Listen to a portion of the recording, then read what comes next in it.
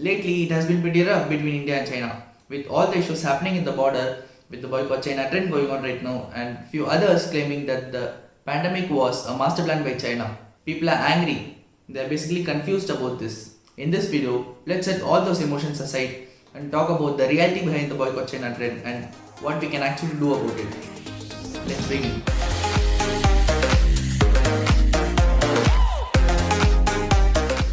So let's start with something simple. Consider you're buying a smartphone right now. What are all the options do you have?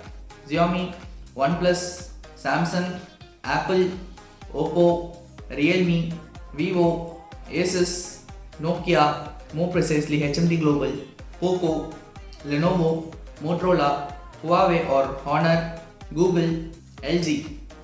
Okay, now we have all the possible options to buy a smartphone in India. If you exclude the Chinese smartphone companies from this, which is 2/3 of the market, you are left with Samsung, Apple, Asus, Nokia, Google and LG. A few years back, you would have had HTC as an option as well. Unfortunately, it is pretty much dead. So that's not an option anymore. You might ask, wait a minute, is Motorola an American company? No, it was an American company until Lenovo acquired Motorola in 2014. Okay, now let's consider you're looking for a mid-range smartphone in India. What are all the options do you have? Samsung, Asus, LG and Nokia. To be honest, Asus and Nokia have a pretty great opportunity right now, but for the past few years they haven't been consistent on releasing their smartphones. Asus is doing a great job with their ROG lineup, but they should also consider making smartphones of that standard for the regular set of people too. So now you are left with either Samsung or LG. You don't have a lot of options with LG as well.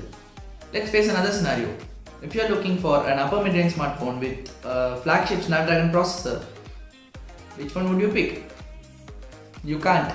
That's because you don't have many options or any. Yeah, in India, Samsung's flagship devices like the S and the Note series will only have the Exynos chipset, which is tested to have a lower performance compared to the Snapdragon one.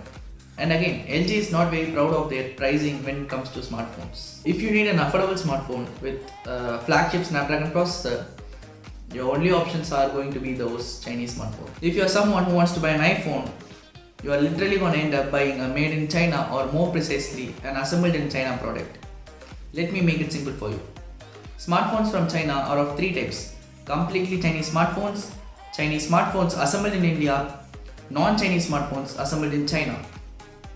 Number 1. A completely Chinese manufactured smartphone. Now these are phones which are Chinese brands manufactured and assembled in China and are exported to other countries in the world. For example, companies like the Nubia, the Meizu, buying these smartphones doesn't really do any good for India. These phones are basically imported as retail packages and are sold in India for a higher price. Number 2. Chinese smartphones assembled in India. Almost 80% of the market is filled with smartphones of this category. Brands like Oppo, Realme, OnePlus, Xiaomi, Poco are all companies based on China. But the parts for these phones are in India and are completely assembled in India. By doing this, the revenue from buying those smartphones might go to these Chinese companies, but this creates job opportunities for a lot of people in India. It's better than buying something that's completely made in China. Number 3. Non-Chinese smartphones made in China. Companies like Apple and Nokia, even though being a non-Chinese company, assemble their smartphones in China. Let's take Apple as an example. Almost 80 to 90% of iPhones are manufactured in the biggest Foxconn plant in China. So technically they are also made in China. It's more like they are assembled in China and exported to the world. But with the trade war happening between the US and China, Apple is planning to gradually shift the production of their iPhones away from China. As a first step, Foxconn, a Taiwanese manufacturer, is planning on investing up to $1 billion to expand a factory in India near Chennai. In spite of India being the second biggest smartphone market in the world, Apple accounts for only 1% of its sale in India. That's mainly because Apple's pricey iPhones are seen as a status symbol in India. By the way, if you're watching this video, which you obviously are, and if you haven't subscribed to the channel yet, consider doing it right now and turn on notification. It would mean a lot. Alright, back to the topic. Apple is slowly progressing towards what Samsung is doing right now. Samsung has the world's largest mobile factory situated in India. Most of the Samsung smartphones are manufactured in India and shipped to the global market. This is one step ahead of Make in India. This is a Make for the World initiative from Samsung. You guys might ask, what about those Indian smartphone companies like Micromax or Lava or something like that. I mean, come on guys, they are basically a rebranded version of some random local Chinese phones. I would rather buy a Chinese smartphone made in India over Micromax or Lava or Carbon or any of those Indian companies that are following this method. They literally purchase their smartphones from China, rebrand them and sell them at a higher cost. I mean, why would you buy that? Now to the ultimate question. Is there any smartphone which is completely made in India? To be honest, the answer is no, but this is definitely going to change in the future. For example, as you might have seen in the previous video, if not, check the card right here. A company like Jio is very much capable of manufacturing smartphones completely made in India, and that might be the first step towards the long path.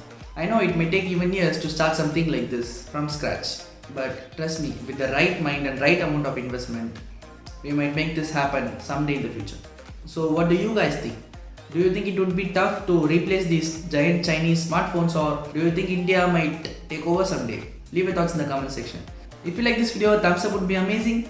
Share it with your friends and family. Don't forget to subscribe to my channel, hit the bell icon next to it so that you won't miss out any videos in the future.